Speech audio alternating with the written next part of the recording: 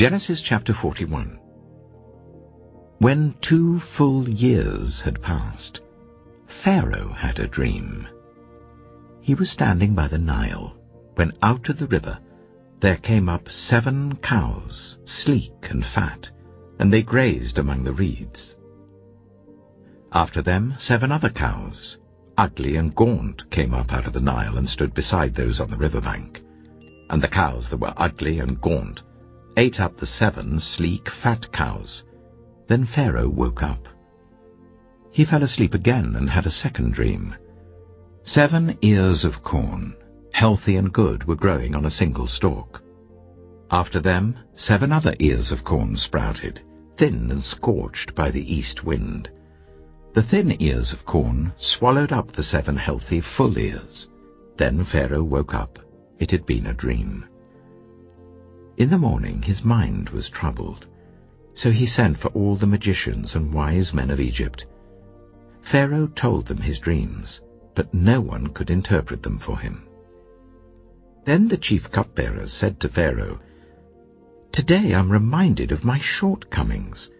Pharaoh was once angry with his servants, and he imprisoned me and the chief baker in the house of the captain of the guard. Each of us had a dream the same night, and each dream had a meaning of its own. Now a young Hebrew was there with us, a servant of the captain of the guard. We told him our dreams, and he interpreted them for us, giving each man the interpretation of his dream. And things turned out exactly as he interpreted them to us. I was restored to my position, and the other man was impaled." So Pharaoh sent for Joseph, and he was quickly brought from the dungeon. When he had shaved and changed his clothes, he came before Pharaoh. Pharaoh said to Joseph, "I had a dream, and no one can interpret it.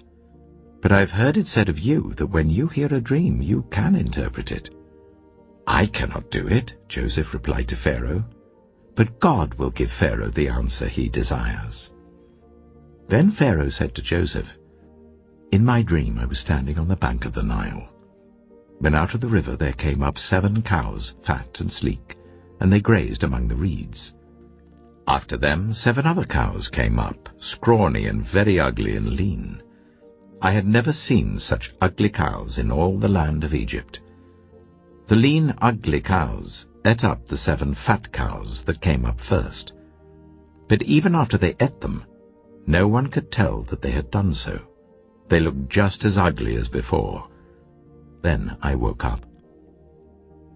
In my dream I saw 7 ears of corn, full and good, growing on a single stalk. After them 7 other ears sprouted, withered and thin and scorched by the east wind. The thin ears of corn swallowed up the 7 good ears. I told this to the magicians, but none of them could explain it to me." Then Joseph said to Pharaoh, "The dreams of Pharaoh are one and the same. God has revealed to Pharaoh what he is about to do. The 7 good cows are 7 years, and the 7 good ears of corn are 7 years. It is one and the same dream. The 7 lean, ugly cows that came up afterward are 7 years, and so are the 7 worthless ears of corn scorched by the east wind. They are 7 years of famine. It is just as I said to Pharaoh. God has shown Pharaoh what he is about to do. 7 years of great abundance are coming throughout the land of Egypt, but 7 years of famine will follow them. Then all the abundance in Egypt will be forgotten, and the famine will ravage the land. The abundance in the land will not be remembered, because the famine that follows it will be so severe. The reason the dream was given to Pharaoh in 2 forms is that the matter has been firmly decided by God, and God will do it soon. And now let Pharaoh look for a discerning and wise man, and put him in charge of the land of Egypt. Let Pharaoh appoint commissioners over the land to take 1/5 of the harvest of Egypt during the 7 years of abundance. They should collect all the food of these good years that are coming, and store up the grain under the authority of Pharaoh, to be kept in the cities for food. This food should be held in reserve for the country, to be used during the 7 years of famine that will come upon Egypt, so that the country may not be ruined by the famine." The plan seemed good to Pharaoh and to all his officials. So Pharaoh asked them, "Can we find anyone like this man, one in whom is the Spirit of God?" Then Pharaoh said to Joseph, "Since God has made all this known to you, there is no one so discerning and wise as you. You shall be put in charge of my palace, and all my people are to submit to your orders. Only with respect to the throne will I be greater than you." So Pharaoh said to Joseph, "I hereby put you in charge of the whole land of Egypt." Then Pharaoh took his signet ring from his finger and put it on Joseph's finger. He dressed him in robes of fine linen and put a gold chain around his neck.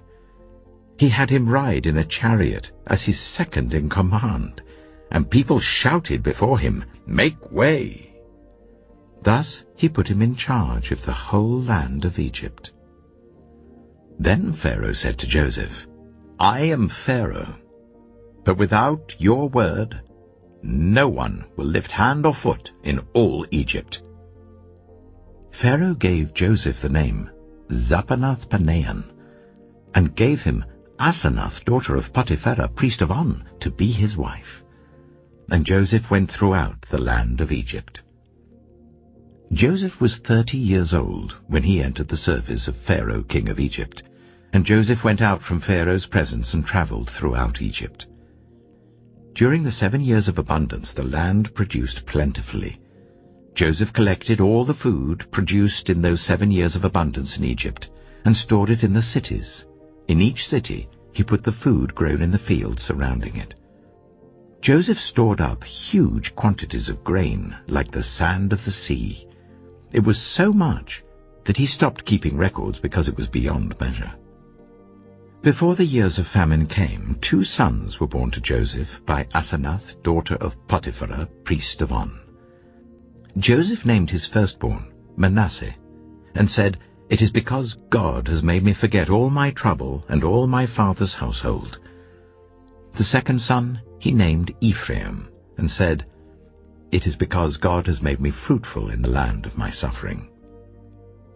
The 7 years of abundance in Egypt came to an end, and the 7 years of famine began, just as Joseph had said. There was famine in all the other lands, but in the whole land of Egypt there was food. When all Egypt began to feel the famine, the people cried to Pharaoh for food. Then Pharaoh told all the Egyptians, "Go to Joseph and do what he tells you." When the famine had spread over the whole country, Joseph opened all the storehouses and sold grain to the Egyptians, for the famine was severe throughout Egypt. And all the world came to Egypt to buy grain from Joseph, because the famine was severe everywhere.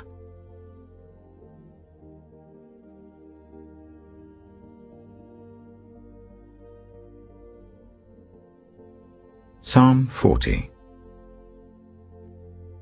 I waited patiently for the Lord. He turned to me and heard my cry. He lifted me out of the slimy pit, out of the mud and mire. He set my feet on a rock and gave me a firm place to stand. He put a new song in my mouth, a hymn of praise to our God.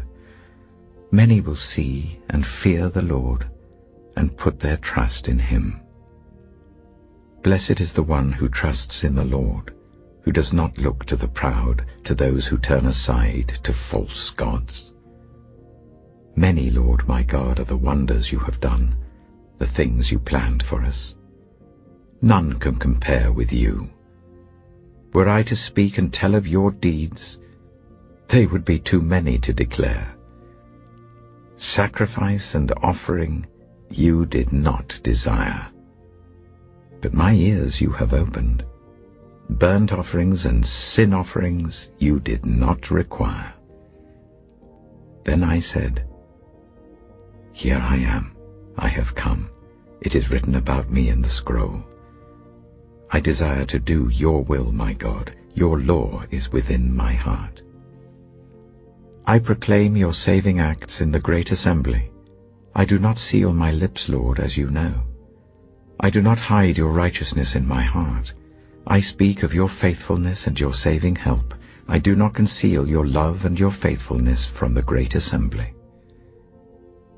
Do not withhold your mercy from me, Lord. May your love and faithfulness always protect me. For troubles without number surround me.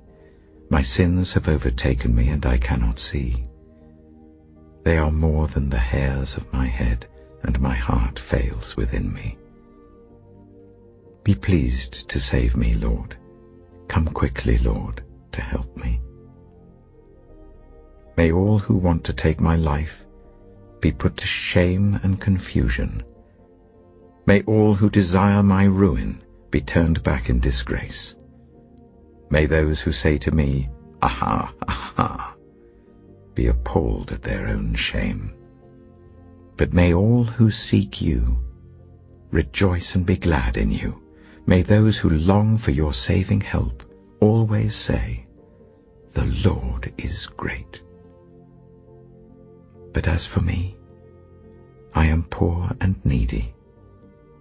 May the Lord think of me.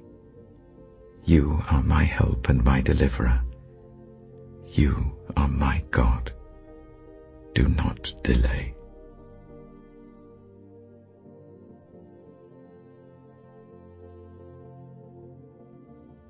Matthew chapter 17. After 6 days, Jesus took with him Peter, James, and John, the brother of James, and led them up a high mountain by themselves. There he was transfigured before them. His face shone like the sun, and his clothes became as white as the light. Just then there appeared before them Moses and Elijah talking with Jesus. Peter said to Jesus, "Lord, it is good for us to be here. If you wish, I will put up 3 shelters, one for you, one for Moses, and one for Elijah." While he was still speaking, a bright cloud covered them, and a voice from the cloud said, "This is my Son whom I love. With him I am well pleased. Listen to him." When the disciples heard this, they fell face down to the ground, terrified. But Jesus came and touched them. "Get up," he said. "Don't be afraid." When they looked up, they saw no one except Jesus. As they were coming down the mountain, Jesus instructed them, "Don't tell anyone what you have seen until the Son of Man has been raised from the dead." The disciples asked him, "Why then do the teachers of the law say that Elijah must come first?" Jesus replied, "To be sure, Elijah comes and will restore all things. But I tell you, Elijah has already come, and they did not recognize him, but have done to him everything they wished. In the same way the Son of Man is going to suffer at their hands." Then the disciples understood that he was talking to them about John the Baptist. When they came to the crowd, a man approached Jesus and knelt before him. "Lord, have mercy on my son," he said. "He has seizures and is suffering greatly. He often falls into the fire or into the water. I brought him to your disciples, but they could not heal him." "You unbelieving and perverse generation," Jesus replied, "how long shall I stay with you? How long shall I put up with you? Bring the boy here to me." Jesus rebuked the demon, and it came out of the boy, and he was healed at that moment. Then the disciples came to Jesus in private and asked, "Why couldn't we drive it out?" He replied, "Because you have so little faith. Truly I tell you, if you have faith as small as a mustard seed, you can say to this mountain, 'Move from here to there,' and it will move. Nothing will be impossible for you." When they came together in Galilee, he said to them, "The Son of Man is going to be delivered into the hands of men. They will kill him, and on the 3rd day he will be raised to life." And the disciples were filled with grief. After Jesus and his disciples arrived at Capernaum, the collectors of the 2 drachma temple tax came to Peter and asked, "Doesn't your teacher pay the temple tax?" "Yes, he does," he replied. When Peter came into the house, Jesus was the first to speak. "What do you think, Simon?" he asked. "From whom do the kings of the earth collect duty and taxes? From their own children or from others?" "From others," Peter answered.